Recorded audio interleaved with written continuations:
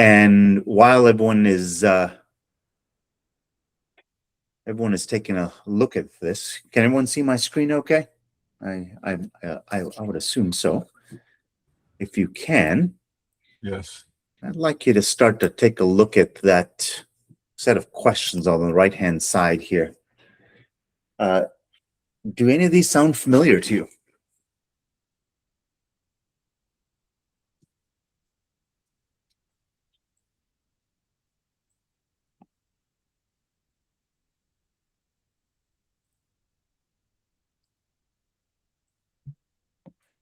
If any of these sounds familiar, doing an acquisition period of a company that you've been through, that you've experienced, that you've worked with, be curious what your response is. My team is aligned, but execution keeps drifting from the plan. If you were part of the company acquired, I know where the risk is. I can't quantify it in a way the board will act on. The Portco reports look fine. I can't tell you if the execution system behind them is real. That could be someone who is looking to acquire the company. And we're a month from exit. I need certainty, not another board deck. Tell me if any of those resonate with you. Just drop them into the comments if one of those. John, you are more than welcome to chat and share what you see as well. I think letter A. Letter A. Team is aligned, but execution keeps drifting from the plan. If you don't mind dropping that into the comments, feel free if you're joining into the call. I'm going to wait a couple more moments here and we'll get started. I usually start a couple minutes after because people are connecting in, sometimes technology challenges.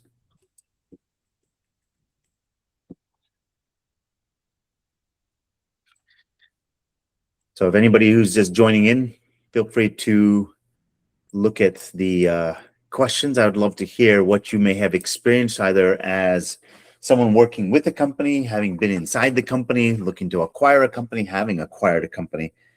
Which of these resonate with you? If you're a coach or consultant, this might be what you have, coach, consultant, advisor, this might be what you have experienced for a company that you have worked with. I'd love to hear your thoughts. All right, I'm going to give it a couple more seconds here just to get people connected in, and we'll get ourselves started. And I think we have, all right, so I've got Helal, I've got John, I've got Lisa. Hey, Lisa, how are you doing? And you're more than welcome to take yourself off mute, Lisa, and share thoughts as you can go through this. I'd love to hear what you notice as well, so that you all don't hear me talking for the whole time. All right, let's go ahead and get ourselves started here. And I'm going to call on people just to kind of share what they witnessed along the way. So the answer I've gotten so far is from John. John says A for sure. Hi, Vinay. It's Lisa. Hey, Lisa. Nice to hear your voice. Nice for you to have me on. I really appreciate this. Yeah, thanks. Appreciate all the comments that you've been putting into the posts and your perspectives on things. Thank you. So today, and I got this recorded, so we're just going to start rolling here. Breaking the exit wall. What surfaced during the acquisition period and how execution risk shaped the exit outcome. The funny thing is, with lots of companies before the acquisition is actually when a lot of the framework, or for companies before an event actually occurs, a lot of the framework and the groundwork for what's going to come next was already there. It's just invisible. And we are a company that builds the decision risk instrumentation. That's going to walk you through a little bit of that. So, Lisa, I will maybe call you and ask you, in companies that you've worked with before, that you've been part of, experienced, do any one of these particular statements here, A, B, C, or D, resonate more deeply with you, or feel like something you've witnessed? All of them every day for the past 40 plus years. All right, so we're in the right room then. Well, I'm definitely in the right room. Yes. Good. Happy to hear that. So before we get into the framework, I wanted to show these statements to everyone to see if it's something that's something they've experienced in the last 90 days or more. Lisa says it's happened a couple of times, so appreciate you sharing that. That's what this whole conversation is built for. So let me show you why this is happening at scale and why this is not a people problem. So here's kind of the storyline I want to walk through on this, right? The market has changed. Financial engineering is dead. And the new floor on most companies are standing in is different. Here are some key points, especially in the private equity space. I think this applies pretty strongly as well to privately held companies as well. At least in private equity, specifically, it's $3.7 trillion number. That exit wall is real. Limited partners are not patient anymore. They want to see their returns. And that currency, the numbers, money coming back to them is what matters. The old playbook had playbooks, ad backs, and it had cost cuts and narratives that started to drop what was happening in real time, but it just kind of put a little bit of financial engineering into the mix. Execution certainty is the new entry ticket, not a differentiator. It's the floor that everyone's starting to expect now because the numbers look fine, but the exit did not. And the reason why is because everybody wants to know that when you hand over the keys, that the car is going to drive the same way. When you hand over the keys, they want to make sure that the company still works. So I'd love to hear Lisa, John, anybody else, by show of hands, or type it in the chats. I'd love to hear your comments as well. How you think about this, right? How many of you seen a deal slow down or kind of reprice in the last 18 months? There was a disconnect as to whether the company was bought at the right price because the operational story didn't hold well under diligence. They started, and maybe after it was acquired, that story isn't the same story that was promised from before. Lisa, any thoughts on that? Personally, I've seen it happen. I've lived it 3 times. Tell me. With private equity, and not on the private equity end of it, on the inside part of it. So I've learned a lot. I mean, this affected me. It affected my life. It affected my livelihood. It affected every single aspect of my work. The first private equity takeover that I lived through, I don't want to steal the whole show here, but I mean, I can go on for, forever about these stories, right? But the first private equity that I lived through, I worked in a great company. It was a growing company, and actually it all grew because of me. My sales were off the chart. I opened up and I took customers that were doing $0, and I turned them into $10 million accounts within 6 months. And I did this over and over and over again with all different customers. And it finally reached the limit that private equity got interested in the company. So I think I helped generate that whole sale. Mm-hmm. What happened was, when private equity came in, I was not part of the meeting, but I actually knew the players because I had met them all in the field. So when they were in my office, I knew that they were buying the company before it was told to any employee. I said, "Oh, he's in my building. He's buying this company." So I knew it, and I was right, and they bought the company. But at that point, nobody ever asked me anything. They never asked me for my opinion. They never asked me what direction the company should go in. And from day one, they made major mistakes. They missed all the blind spots. I knew them all, but nobody asked me. They did not want to hear from me. And if I put my hand up, I was shut down, saying, "Oh, you don't understand private equity." And I didn't. I mean, I really didn't understand it on the level that you're at, but I understood what was happening underneath. Yeah. And, all my accounts got taken away from me. They went to national account teams who were working in the original company that bought us over. And I, being the resilient person I am, I built it all over again. New products, new team, didn't care. I still broke sales records over and over and over again. And of course, I did it so well, that company was resold again. And I watched it again. And the exact same thing happened, with the third company. And actually, by the time the third company came around, they actually fired me. And they said, "We don't really need you. Because we have somebody who's been doing this for 21 years, and you've only been doing it in the company for 3. So we don't need you. And I learned a lot. I learned a tremendous amount, and it never got me down. It never made me stop. And I kept going. I was a salesperson, and I made it through companies all the way up to COO without anybody teaching me anything about getting there. I just knew it. That's my story. Sorry for stealing the spotlight here. No problem. This is what this is about, because I think there is a world that exists where that institutional knowledge can pass through and still pass through the EBITDA, and that's part of what private equity wants, right? They want that institutional knowledge, but the decision often is, well, I need to preserve the EBITDA, right? I need to get to the margins. That's really what we care about, and I think there's a world where both of those things exist together, and that's actually what we're going to talk a lot about in this show. Is so what does the market actually require now? So let's show you how to reframe it, so that we can see how that is possible. Okay, so I appreciate you sharing that. Thank you. So here's the story on this slide, right? The market shifted from story to proof. The buyer isn't buying decks anymore. They're underwriting the execution system. Kind of to your point, Lisa, right?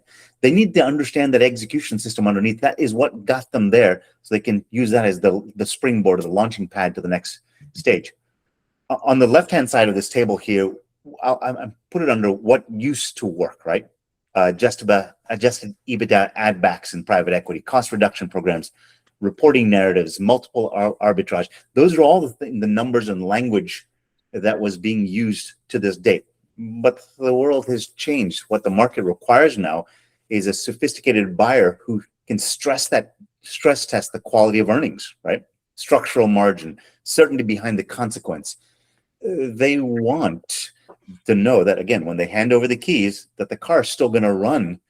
Not, hey, we took out the engine, we took off the tires, we took off all the knobs and dials inside because we need to make the car lighter so that it would travel down the road. All right. And I think this kind of underscores a lot of what you're saying here, Lisa, slightly different language, right? We want to make sure that that the dog still hunts, right? When we bring it on. So I want to ask 2 questions here, if this kind of makes some sense for people who've been in the room, such as yourself, Lisa, and others. John, I would love to hear from you as well. That quote on the right-hand side, I can't tell if what I'm building is what the buyer will underwrite. Is that a fear or is it a fact for you right now? That's the question I'd like you to kind of sit with, right? And from the operating partners and the general partners walking into a company, right? The EBITDA held, the execution system behind it didn't survive the quality of execution scrutiny. The platform would have surfaced that 6 months earlier. What if I had known that? How would that have changed how we interacted with that deal? And would I have made different decisions? And I kept Lisa on board instead. Lisa, how's all this sitting with you? It all makes sense, and that's why I wish that somebody would have asked me at the beginning, before the 6 month stage, because I would have told them, this is what you got to listen to, this is what you got to look for, and I would have been a part of that, and I would have helped them succeed. But their ego, their numbers, everything about it, it doesn't leave that door open. It's like you have to listen. There's people who know, and you're not listening. And you might have a different language than me. And believe me, Vinay, before I ever spoke to you, I had to learn your language. I don't know this EBITDA. I don't know. I had to Google that. Like, what does that mean? I never heard your language before. I know Lisa language, right? Yep. But at the end of the day, it's all the same language, right? It's just that you have an education behind it and I have real life experience behind it, but we're speaking the exact same language. So sometimes you've just got to listen because people know. Yeah, I appreciate that. And I will tell you this, a lot of this for me has also been learned through a lot of experience and bumping into a book here or there. I want to keep rolling here because what I want to do is I want to show you the diagnostic that makes this invisible visible, right? One leader, and this happens to be a healthcare company in this case that we worked with, how there's some invisible currents operating in that organization that would give you the opportunity to figure out what to listen to that still preserves why you want to buy as a private equity company. So I'm going to go a little slow here because I want you to be able to take a look at this CEO for this company. This is their one view of what's happening in their company. Give you a couple moments to digest that. What happens here in our diagnostic is that we asked this leader of this company, what is their interpretation of the business? What is their underlying operating assumptions? And this is the story that they were able to give us. And I'd like you to think sort of internally, what story do you see for this leader? Where is this leader coming Are you from? asking me specifically? Please share. I'd love to hear what you think. I'm reading this so well. So everything points back down to the middle, which is the brand strength, team communication. Everything points right to that middle. But when you've got the process efficiency and the customer experience and the financial health and the market strength, that is what the bigger picture is. That is what people are looking at. But it all points down to the same point. So you've got to look at everything, every single detail, not just where it's bigger. And that's Lisa language again, because I don't know your language. I don't know these charts. I've never made them, but I've seen them and I've felt them and I've lived them. Yeah, it's really funny. This is almost that language. So the company we did this work, the private equity firm we did this work with before they acquired the company, they looked when we did this. We changed some of the numbers just to make it look to anonymize it. But the partner who was leading this acquisition looked at this graph. We didn't put the CEO's name on it, but we just simply told them, here's one of the leaders in your senior leadership team. They looked at this and they said, oh, I see. This was the light bulb in there, the fly. They said, I can see why this is interesting to us. And they'd spent a year doing this. And just in that couple of moments, they looked at this and they started to see this. What I've highlighted here is there's some really strong beliefs, like you've already highlighted, Lisa. There's strong beliefs, but there's also some big gaps. Both of them are visible in a couple of moments here. This took a year for that private equity firm to do in due diligence to figure out this sense. We've just quantified it here, and it took probably about 45 seconds for you to get to that same conclusion. Exactly. It's fascinating to me because this is all in my head. Yeah. So if you think about your last leadership hire or your current CEO, if you mapped how they read the business across 15 dimensions, where do you think their strongest belief would be, right? So for private equity, when you're looking to acquire a company, for a CEO of a leader of an organization, what do you think yours would be? And how does the rest of your team see it, right? Because where everybody sees that is where that uncertainty would live. Lisa, and maybe in that last company that you worked with, or maybe one that you're working with today, how do you think that leader of that company or that leader that you're working with, how do you think they would answer this question? They don't even take the time. They just don't even take the time, which is to understand this, to feel it, to see it, to breathe it. And they're just looking at the exit, right? They're just looking at the next number. And that is why I became a COO of a company, my last company I worked in. And in January this year, at 60 years old, I decided to start my own company because I'm done. I'm fed up. Nobody gets it. Nobody's listening. And I know how to find the blind spots. I know how to make companies grow. And I need somebody to listen to me because I know exactly what I'm talking about. It might not be in your fancy language. It's in my Lisa language, but I get it. And when people are looking at this chart, it's a terrifying chart. Yeah. Let me use that as sort of the segue into the next slide here, because this next slide, what I'm going to show you is what happens when you run that diagnostic across your whole team. In this case, we kept it limited because it'll be a lot of information. We just showed you two other members of that same senior leadership team. This was the CEO. Same company, different shapes. There's agreement that exists here, but there's also a bunch of certainty that is not in this organization. A couple of words I put in here: no open conflict, no visible resistance, just different assumptions about how the business actually works. You've hit it. You've hit it like the nail on the head right there. I mean, I've always been the one who fought it. right? I've always been the one who spoke up, whether it made me lose my jobs or just decide I've had enough of this company. They're blind enough. I can't take it anymore. I'm frustrated, and I would leave. But this chart shows you that the 99% of people who I worked with, they're not under me, over me, whatever. They all saw it, but everybody keeps their head down and keeps their mouth shut because they need to keep their job. And I needed to keep my job too. Believe me, I've gone through lean years. I've gone through hungry times. I'm talking like literally like hungry, like no food, hungry. Sure. But this can't handle it. So, John, how about you? Any thoughts from your side? Anything that you're seeing? Anything that you would add? Well, I believe in this, so not a lot to add, but I'm tracking and I love hearing Lisa's story. Yeah. It's real life showing up. So this little quote down here, we leave every leadership meeting aligned. Gosh, how many times have we all heard that? We all walked out of a leadership meeting, a team meeting. Everybody's on the same page. 3 weeks later, everybody's looking at different results that don't match what was decided. The CEO was saying, hey, we need increased revenue by 20% this next quarter. CEO walks out of the room, CFO, chief revenue officer, chief operating officer, they all walk out of the room. I've used this example a couple of times.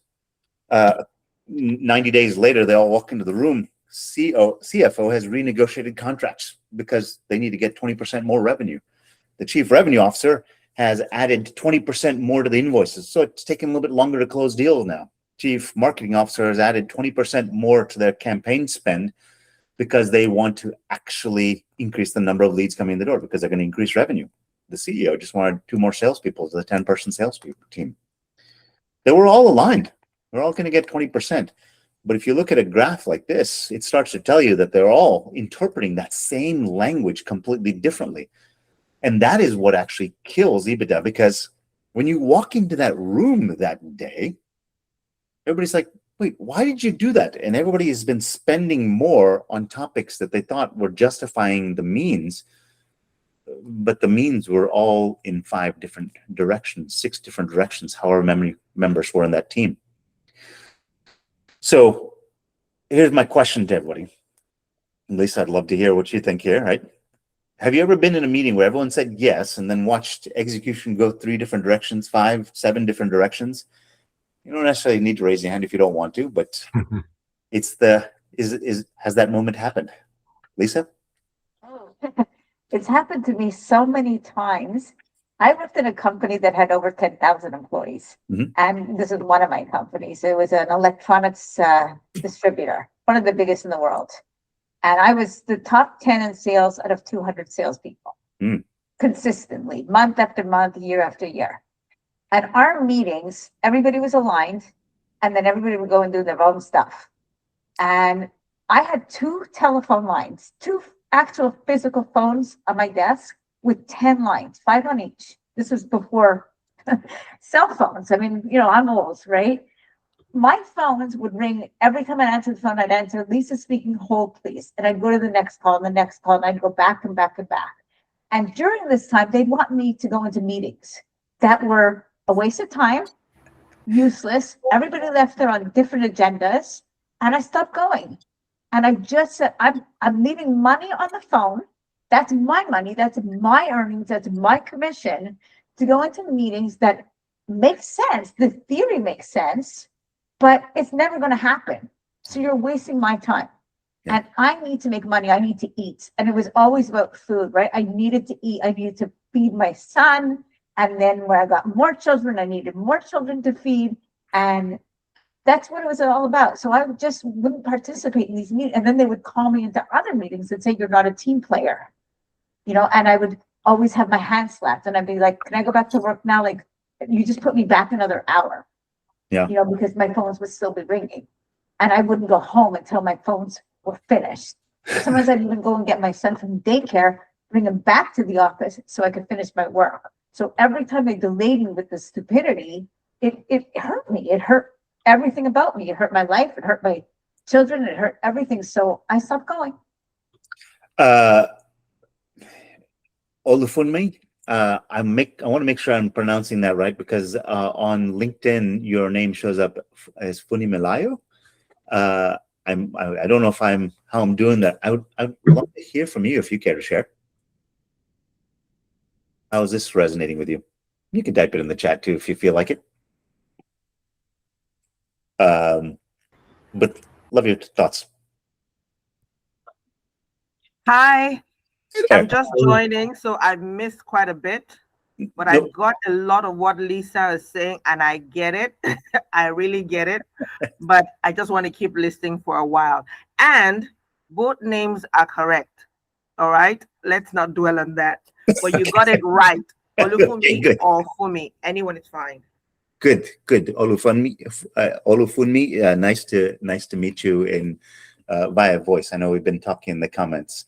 So here's what I want to kind of bring out on this slide right here. This quote here: we leave every leadership meeting aligned. 3 weeks later, I'm looking at results that don't match what we've decided. The fracture isn't conflict, just invisible. That CEO, that is the quote that comes from how the CEO of this organization or that leader of that organization feels. From the operating partner's side, that label right there, what was just said in that quote, that's what you can never see. That's the diagnostic gap that we just visualized, right? With what you see on the left-hand side here with the graph. That is what you can't see from the board deck or the board pack, right? With all of your due diligence and all of the data rooms that you have. This doesn't show up. This is actually what is secretly melting away all the EBITDA that is going to ever exist. That's what you're buying, right? Now, That is what I base my whole business on now, and I call it, and it's trademarked, the Garfinkel blind spot. Nice. I'd like to, at some point in time, we need to explore that a little further. I'd love to learn more about that. So the question I want to lead to on top of that before I go to this next slide here is, what is the lag time between your current setup, between when that fracture forms and when you can actually see it? I will hazard that most companies, they make a decision at the beginning of Q1, and next time they see it is end of Q1, 90 days later. Gosh, that's a long time to let things just wither in the wind, because every day that starts to compound. And what I want to show next here is how that fracture shows up in the data before it shows up in the numbers. Vinay, I'd also like to mention, just as a note, because I don't know this from your world, but I do know it from mine. And one of the things that I set up in my company is that I go into companies and I help them fix their blind spots, find their blind spots, fix them, and make sure that they're, a pattern, right? Mm-hmm. That they stick. And I've discovered over all these years that it's 90 days.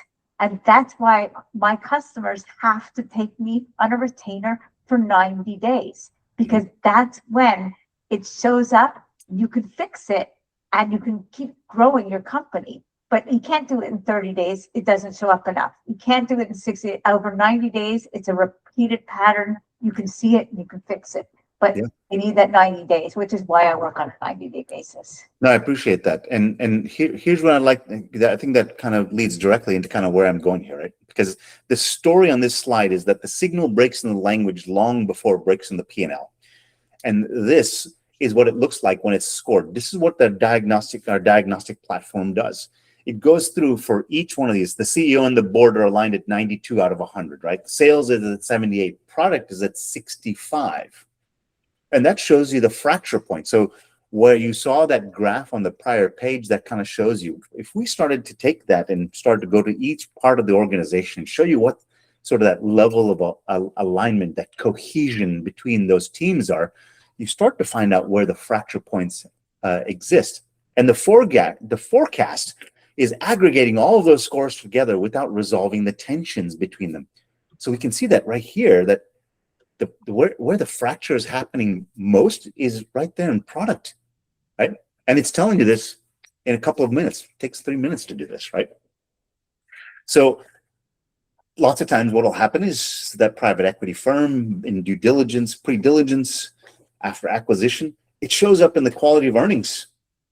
But this platform will find it for you in a couple of moments, just like you've been saying, Lisa, is what you do. And over the course of the next 90 days, you have this chance to start healing this.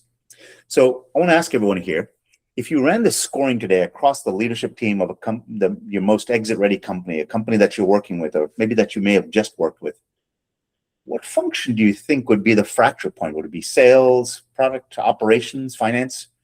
Where do you think? Olufunmi, I would love to hear from you. What do you think in companies that you worked with or currently working with? Where do you think there would be a fracture point today that they may not be able to see, or that someone else may not be able to see?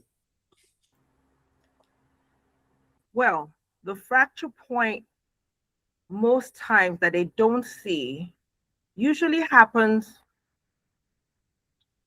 like Lisa says, is in invisible areas that they don't see, but it shows up usually. That's why I like this slide. It shows up on the product side, but that means it has been invisible for a very long time. Look at the CEO, look at the board. Everybody thinks everything is hunky-dory. But then we now start to look at the results in 90 days, in 120 days, and we see what is going on here. It's been happening all along, but you just did not see it.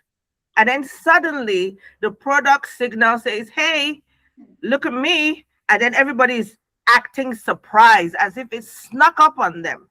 But the reality is, we're not paying enough attention, and we're not listening enough. We're not listening enough, because sometimes if the room the leader is in is simply echoing back to him, he's not going to know what's actually going on. Yeah. He's not going to know what's really the bottom line, where the cracks are happening. And that's what happens in organizations. I always say it all the time that if organizations were treated like an aircraft, like a safety issue, like if you do not know all the facts, there's going to be a crash, we will become better.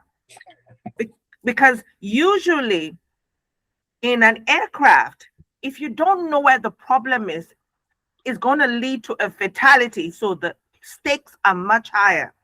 But the company might not recognize what the problem is until it's been going on for 6 months, for 2 years, and then bankruptcy, and then we're shutting down, and then everybody's acting surprised the whole way. So that's just my 2 cents. No, I appreciate that. And here's what I think you're saying, right? Because oftentimes companies that we're working with, especially if we're looking at a company to acquire, right? Or that has been acquired, the fact is, it is a going concern. They're making money, right? In this case, you'll see in a second here that this is almost a $20 million company. They're doing well. They're doing well in the industry. The problem is that the pain that is sort of festering under the surface. I'll give you a story about myself here. I thought I broke my toe. I went to the doctor. I'm in my early 50s here. I go to the doctor. I was like, I broke my toe because I hit it somewhere. And doctor looks at my toe and says, no, you don't. You haven't broken your toe. You've got arthritis. Now, first of all, hold on a second. That just validated that I'm an old guy now, because he just said that I've got arthritis. First of all, I'm very ticked off that he had the gall to tell me that I've got arthritis. But then I say, wait, what do you mean? He says, you take your shoe off. He looks at it, and there's a slight bend to my toes. He said, do you wear arch supports in your shoes? I said, no, arch supports are for sissies. He's like, well, if you'd come to me 20 years ago, we would have never had this problem. So here's your options going forward. Now it's expensive to fix the problem.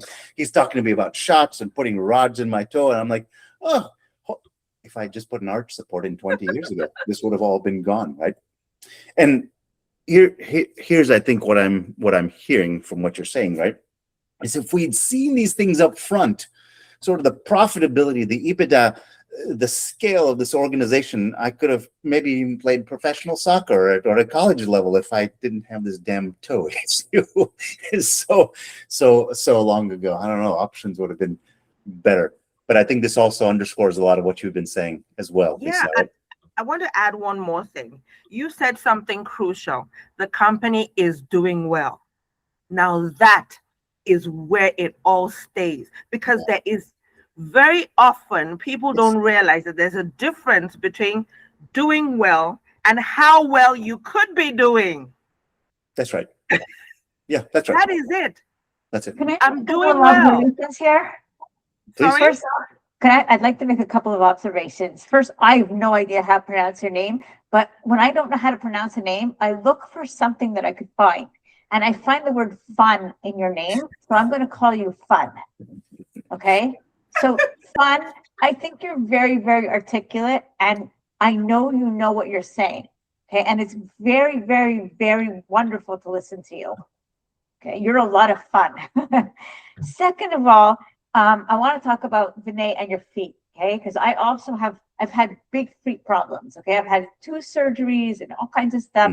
I wear orthotics, but I just got a brand new shoe called Barefoot. And it's a brand called Xero, Xero. They make the best shoes. They help your toes spread, and in them, you're not allowed to wear orthotics. Okay? It replaces orthotics. That's how good these shoes are for your feet. Get a pair. I have orthotics in my other shoes. These Xero shoes are the best. They have 3 price levels, like $60, $150, or $600. Well, I Lisa, got middle of the road.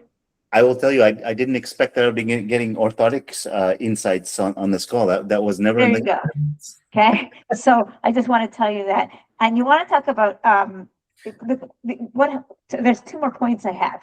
When a private equity company is looking to, buy a company, and they're looking at all the numbers and everything, what they're not seeing, and this is another huge blind spot, is they're buying the last company's problems and blind spots, right? That's exactly what they're buying. And they're not asking any of the employees. They're usually sometimes firing some of those employees that have that information, or they're just letting them continue, and they're continuing in fear because they don't know the direction of where the company's going, how secure their job is, all of that stuff. And they're buying all of that. They're buying all those employees with their fears, and they're not talking to them. They're not listening to them. They're not getting any of that feedback. And I get why, because they're busy and it's not their focus, but they have to. It's the whole foundation of buying a company. Yeah. Find out what you're buying. I mean, I just gave you information on a shoe, right? I did my homework before I bought them, right? Yeah. Do your homework. And the other thing I want to mention, because Fun also talked about airplanes. So I've sold airplane parts.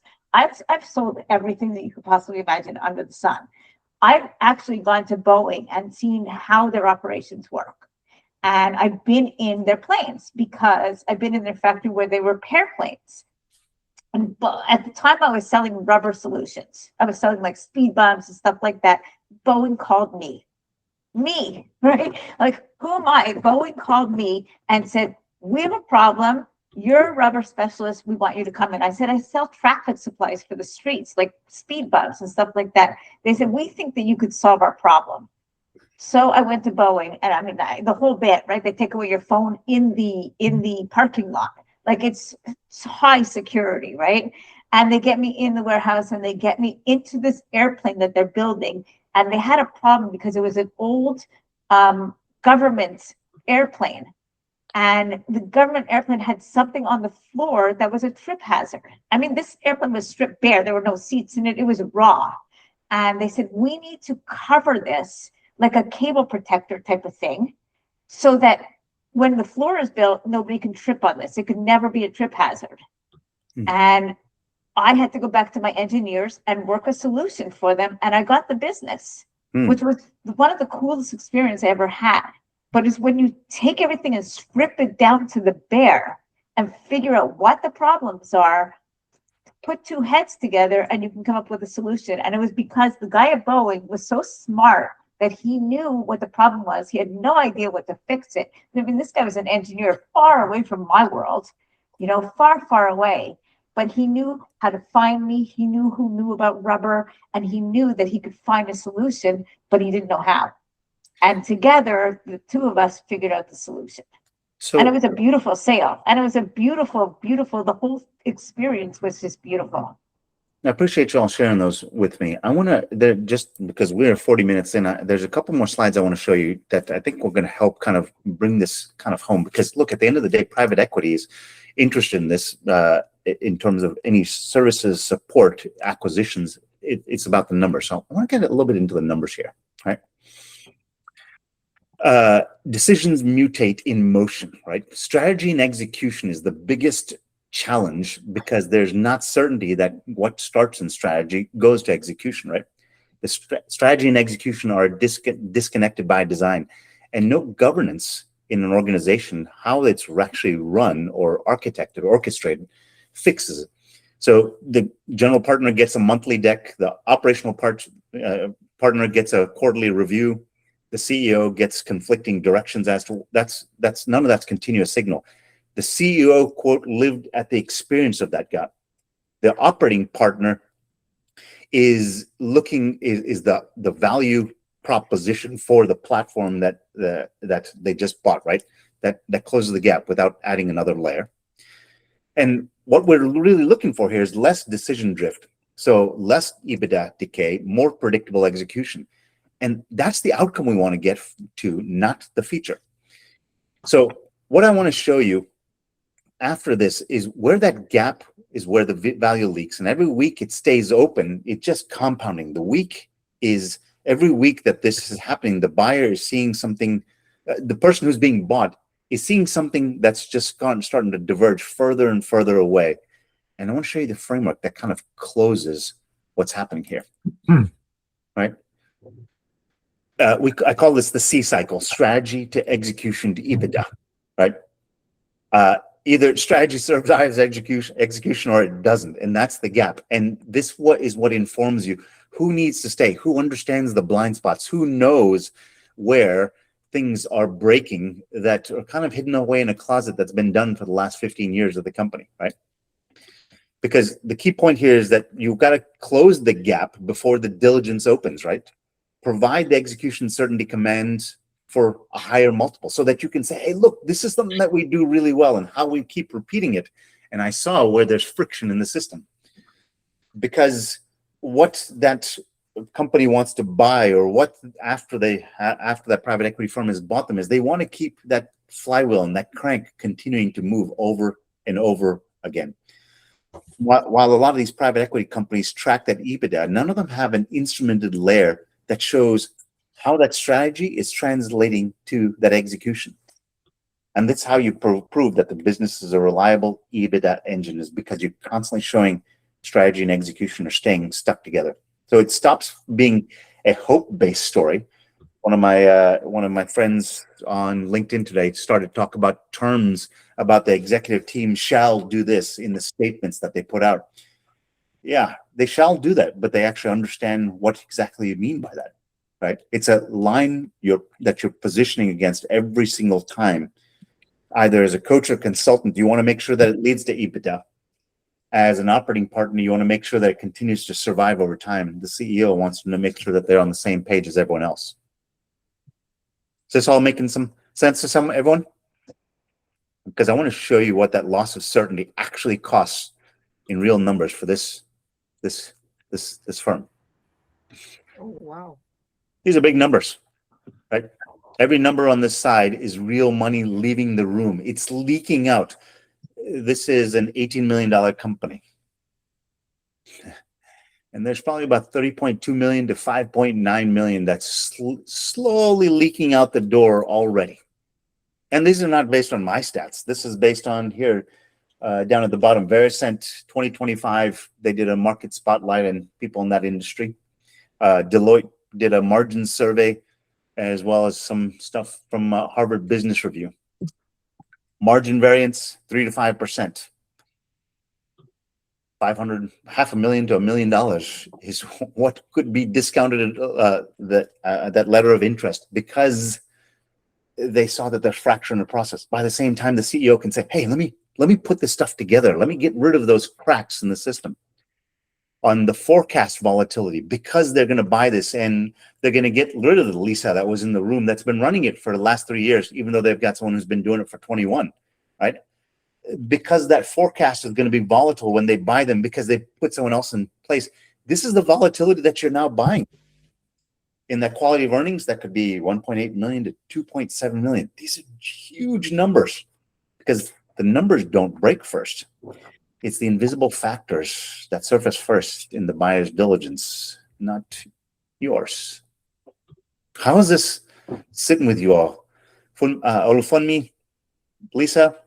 It's John? sickening. It's absolutely just sickening, from somebody who's just, I mean, I'm doing well financially, but really I've struggled my whole life.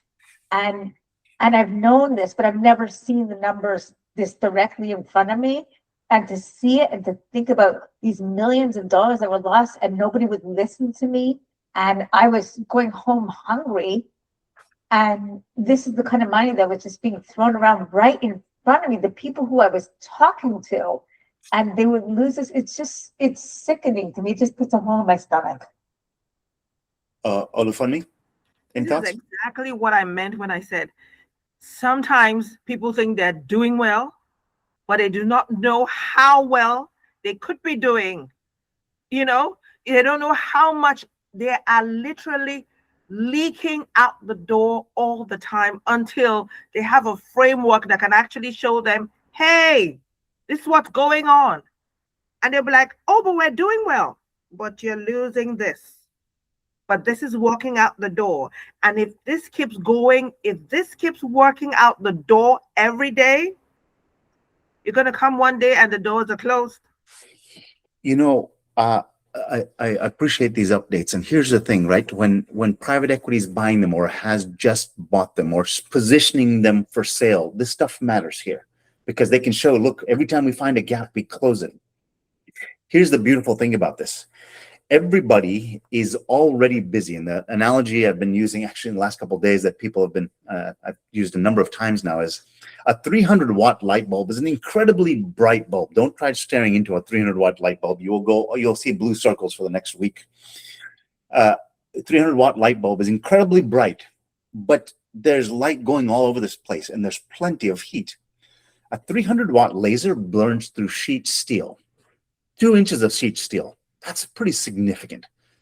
What we're talking about here is not using more energy. What I'm talking about here is not saying, hey, you got to work harder. It's actually saying put the same amount of effort and realize all of this. Right? Back to your point.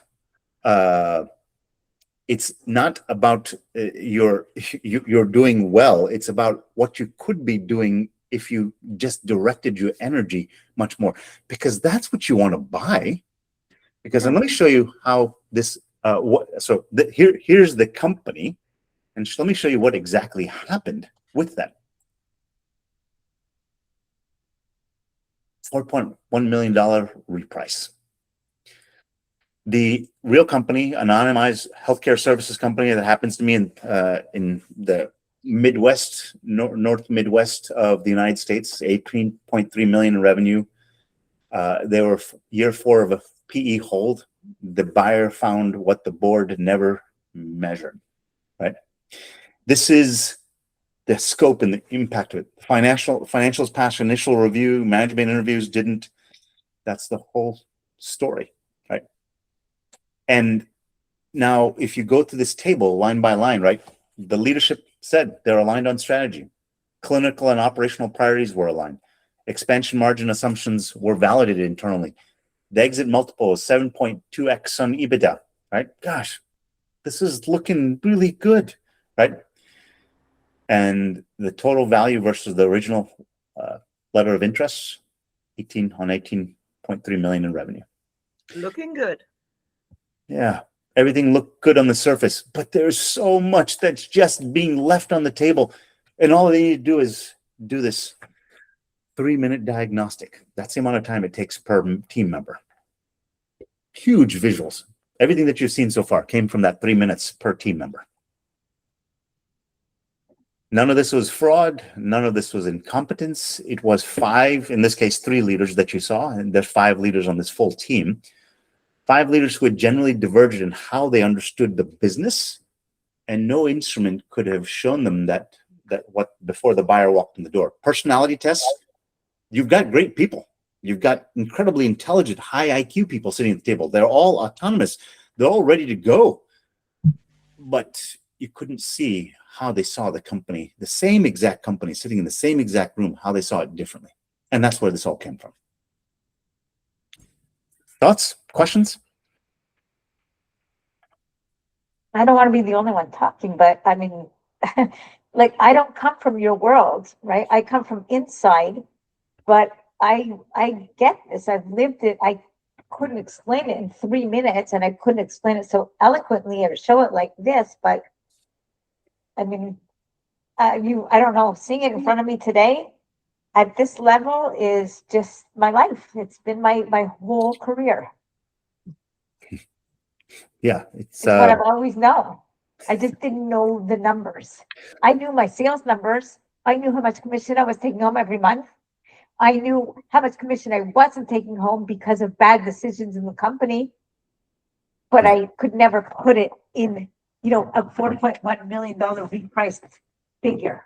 Yeah. But I knew. Yeah, as a management consultant myself for many, many years, having done consultation, worked in companies, having been part of acquisitions myself, same thing. I was like, I couldn't put a number to how much you were leaving on the table because I didn't even understand the full scope of it. That's part of why we built the whole thing, right? So that's why we built this system. So let me show you this second to last slide. Now you can see it, right? You can see the signal before the buyer does and before it costs you, right? So you can see that as a company, and you can see, hey, there's $4.1 million. Even if it's 10% of that, there's $400,000 that's sitting on the table that I could just realize just by simply shifting slightly my conversation, because I understand how we all see things slightly different, right? These are 3 questions that you can kind of sit with on the left side. Where in your portfolio is execution certainty already eroding? This could apply to the CEO. Where is execution eroding within your company today, right? Which companies are building the exit readiness and which ones are just reporting? They're creating decks to make you happy. Same thing with a CEO or a leader within a company. Which parts of the organization product is telling you things that you want to hear, but it's not really where you need to go. It just doesn't add up. And the question is, can you see the signal break before the buyer does? Or can you see this execution breaking in your organization right now, right? The stories that people have told you that you like, it just doesn't feel right. We just made a visual in a couple of seconds there. So I'd love to kind of maybe share some experience. Olufemi, tell me what have you seen, right? One signal. What's the one thing that you've seen before in a company that you were holding, advising, you were working in that you wish you'd seen 6 months earlier?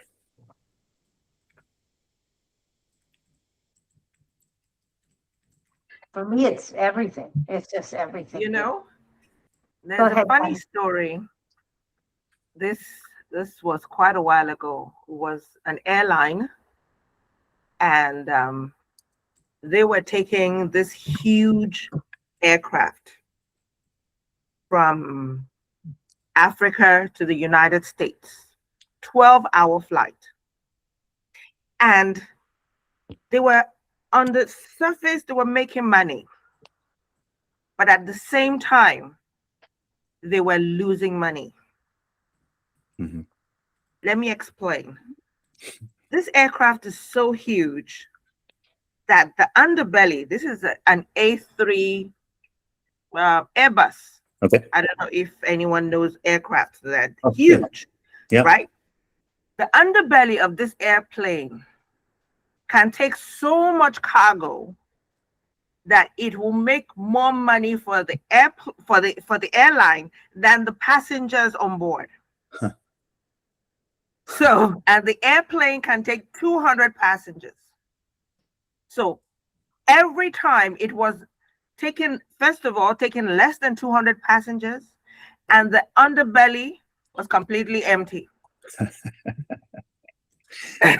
So I don't even need to tell you how much money was being left on the table every single time that aircraft did that 12-hour route. Yeah. Every time. And imagine if they had seen that, if that plane, just easy math, right? 6 months, right? 180 days, every day that it's taking a flight, and that's a $500,000 missed. Exactly. Right? Every time. So they were saying, we're doing well. This and that was a laugh. This is the opportunity here, right? For that to be surfaced, because it takes, while I did show you names here, so it makes some sense. When we put these diagnostics in front of teams, we keep it anonymous at first, just so people can see how much variance there is in decision making, how much drift there's in decision making.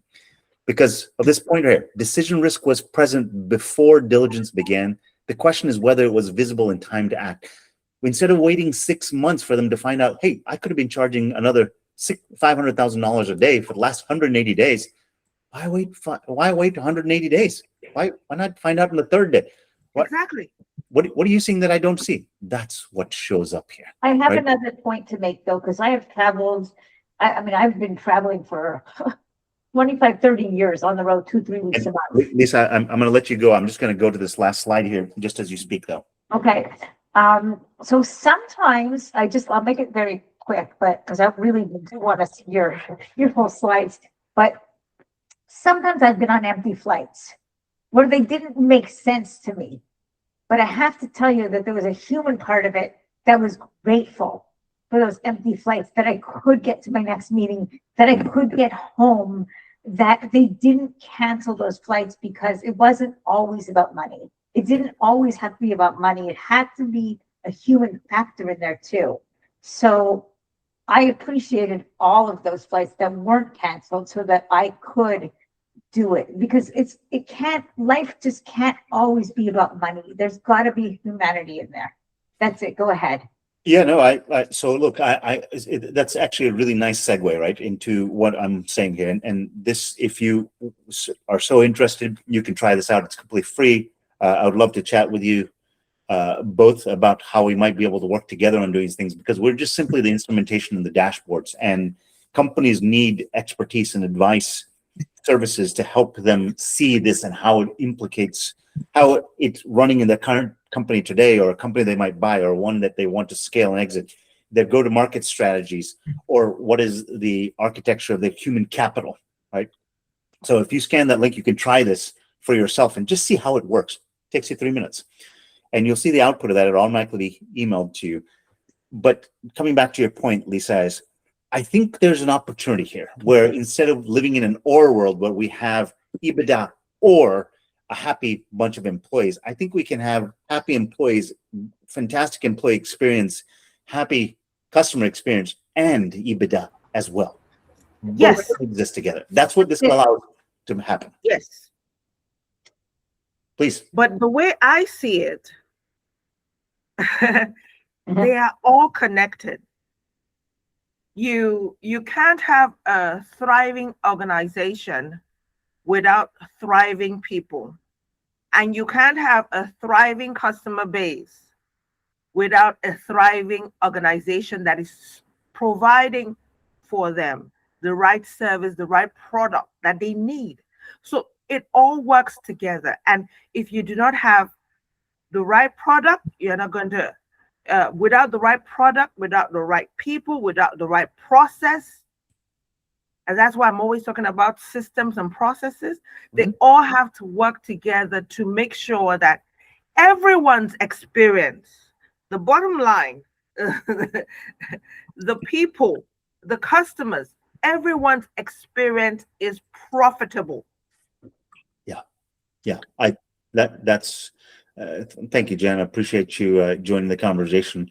Olufemi and Lisa, I would love the opportunity to chat more with you if you are so inclined. I'll send out a link to this as well. But if you want to scan that code or click on, I'll put it into the comments afterwards.